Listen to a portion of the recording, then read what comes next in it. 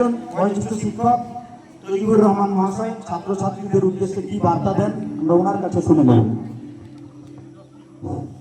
সুপ্রভাত। আজকে আমরা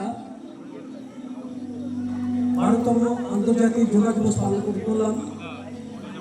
আজকে এই অনুষ্ঠানে উপস্থিত আমাদের স্নেহ ছাত্র ছাত্রীরা, শিক্ষক শিক্ষিকাবৃন্দ, বিভিন্ন অভিভাবক অভিভাবিকাবৃন্দ এবং আমাদের ব্যবসায়িক সমিতির সদস্যগণ, সকলকে ধন্যবাদ।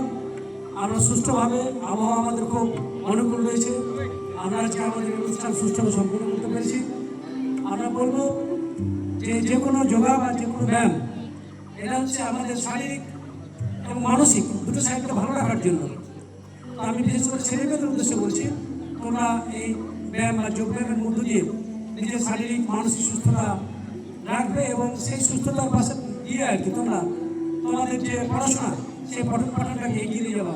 তবে এগুলো সার্থকতা আমরা পাবো, না হলে কিন্তু আমরা শুধুমাত্র যোগ আসন করেই কিন্তু আমরা জীবনে বাঁচতে পারবো না। কারণ বাঁচতে গেলে আমাদের রুজি রোজগার একটা প্রশ্ন আছে, সেটা করতে গেলে অবশ্যই আমাদের উপযুক্ত শিক্ষা গ্রহণ করতে হবে। আর এগুলো হচ্ছে আমাদের শরীর মনকে ভালো রাখার জন্য একটা সরকারের পরিকল্পনা।